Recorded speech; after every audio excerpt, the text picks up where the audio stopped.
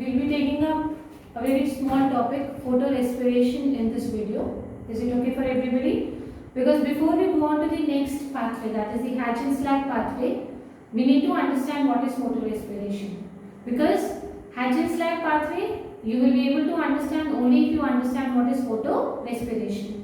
So before we move on to Hatch-and-Slack pathway in detail, first let us study what is photo respiration. Some things that you need to remember about photo respiration. Number one, it's a cyclic process. Cyclic, I hope you know what I mean by cyclic. It keeps continuing, the things start, then they go to the next stage and they come back. So it's a kind of a cyclic process. Second, it is a light dependent process. Please remember these 3-4 things about photo respiration. The first point, it is a cyclic process. Number 2, it is a light dependent process. Number 3, oxygenation of RUBP takes place in this process.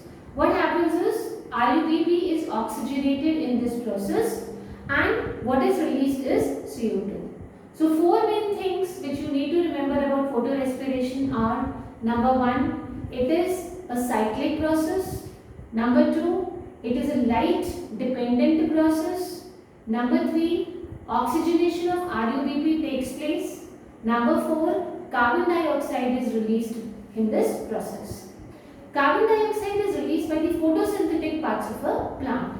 That means the site of photorespiration is chloroplast.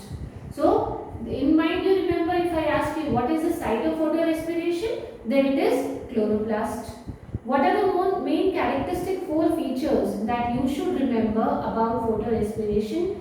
Number 1, cyclic process. Number 2, light dependent.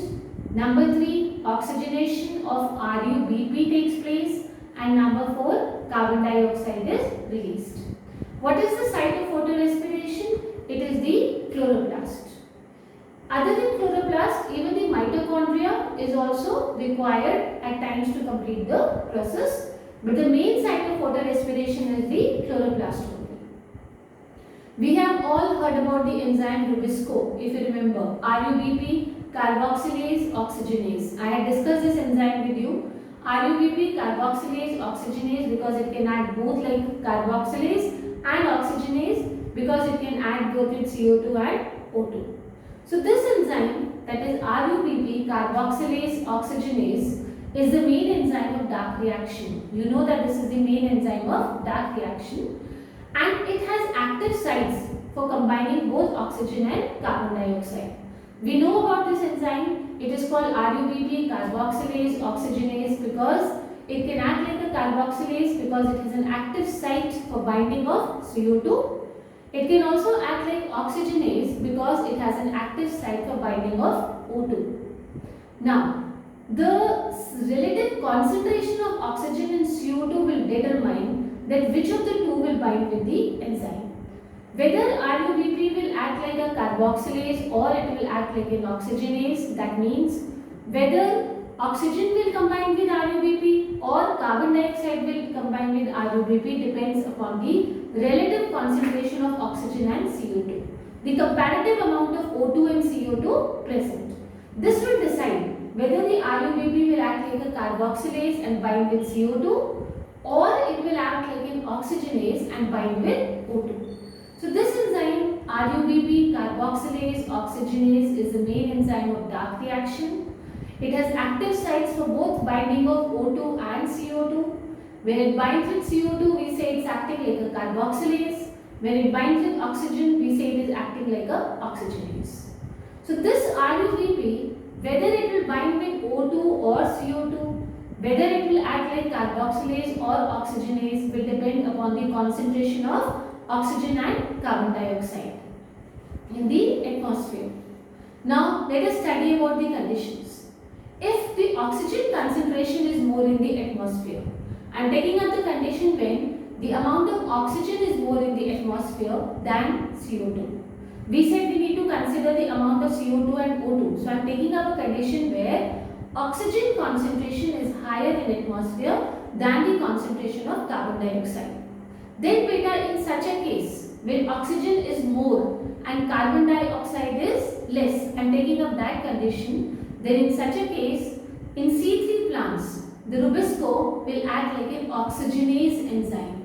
It will not act like an carboxylase. What is in excess? What is in more amount? Oxygen. So carboxylase, this enzyme of yours, Rubisco, it will act like an oxygenase enzyme. Is it clear? In C3 plants. Remember that this happens in which plants? C3 plants.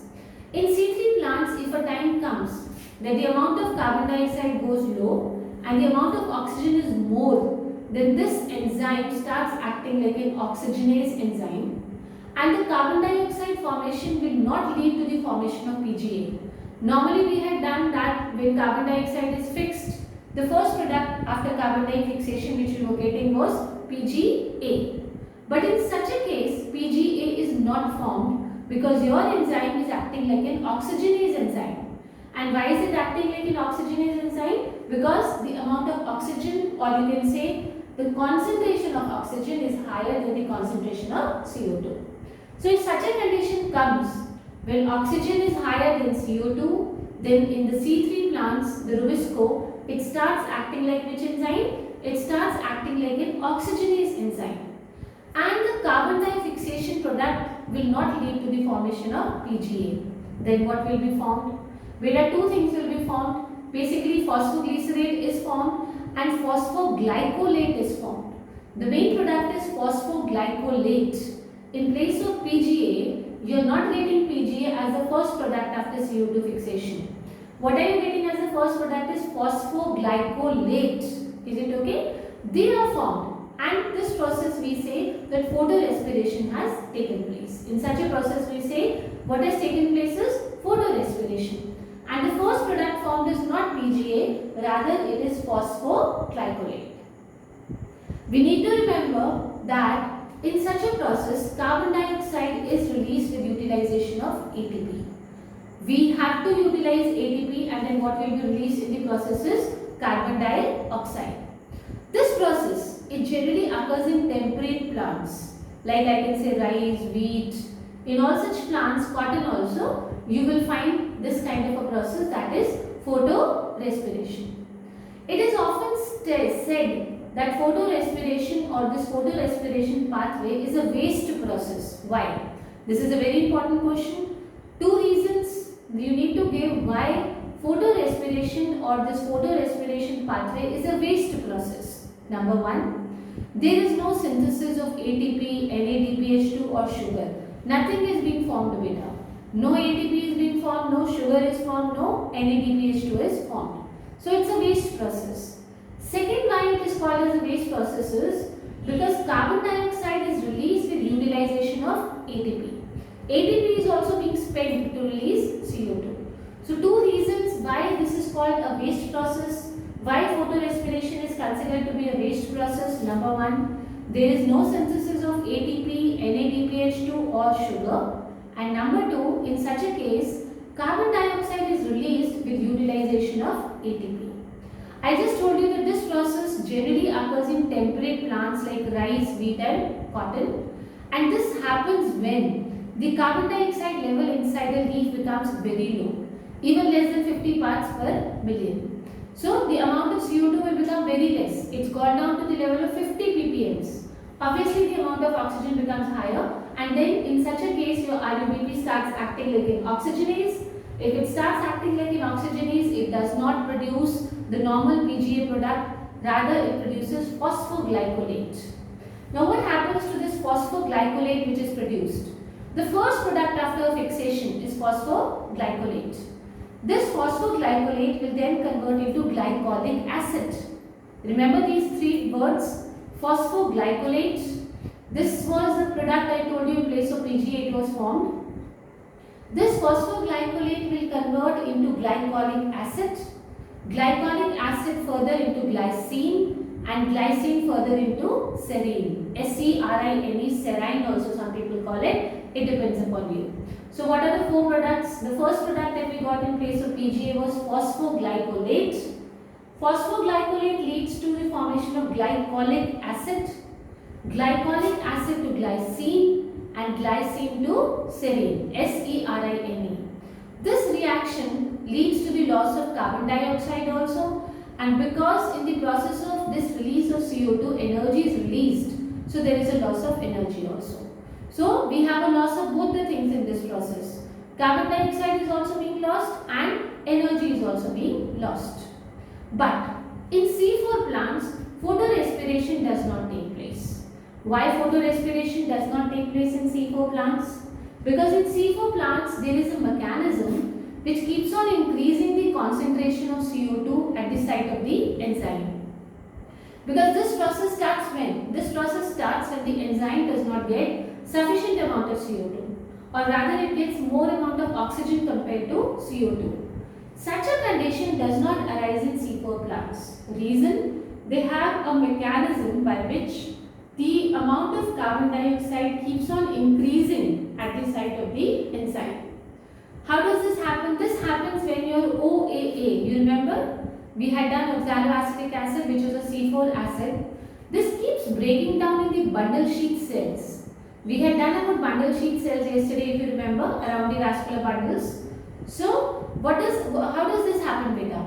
This OAA, which is a C4 acid, breaks down in the bundle sheath cells and it keeps on releasing CO2.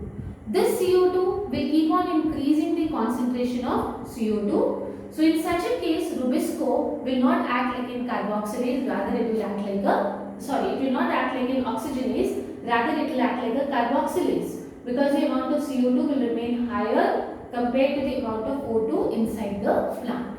Why is always C4 plants have a higher amount of CO2? It never happens that in C4 plants the concentration of CO2 goes low as 50 ppm. The reason is very simple, they have their own mechanism, and though we'll be going into details in this Hatch-Like pathway, as of now just remember that how the CO2 concentration is maintained, it does not go down. If you remember, we had OAA as the first product. So this OAA breaks down in the bundle sheath cells. This process, it's a C4 acid, so it will break down and it will release CO2. When it releases CO2, this CO2 will increase the concentration of CO2 within the cells, and because the CO2 concentration will remain higher, the Rubisco will not act like a oxygenase, rather it will act like a carboxylase. So there is no waste of CO2, there is no waste of energy. That is why we say that C4 plants, if we compare beta, if we see C4 plants lack photorespiration, and the productivity of these plants is certainly better than the C3 plants. C3 plants, the productivity is comparatively less. The reason being, the enzyme is acting like an oxygenase and there is a lot of loss of ATP and CO2, and there is no synthesis of ATP, NADPH2 or sugar. So this is all about photorespiration. It's a cyclic process, it's a light dependent process.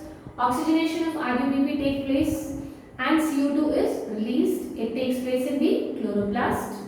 RUBP carboxylase oxygenase enzyme, whether it will bind with O2 or CO2 depends upon the concentration of O2 and CO2. In C3 plants, at times the O2 concentration is more, then this enzyme acts like an oxygenase. The first product which is formed is phosphoglycolate in place of PGA. Phosphoglycolate breaks down to glycolic acid. This breaks down to glycine and glycine to serine. This reaction leads to a loss of lot of carbon dioxide and energy.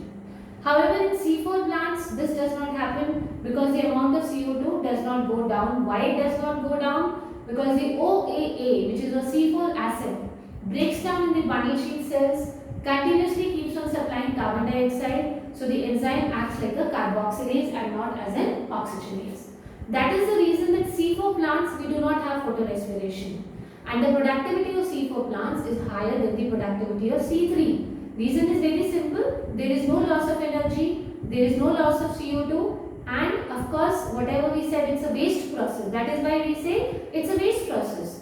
CO2 is wasted, energy is also wasted. Thank you.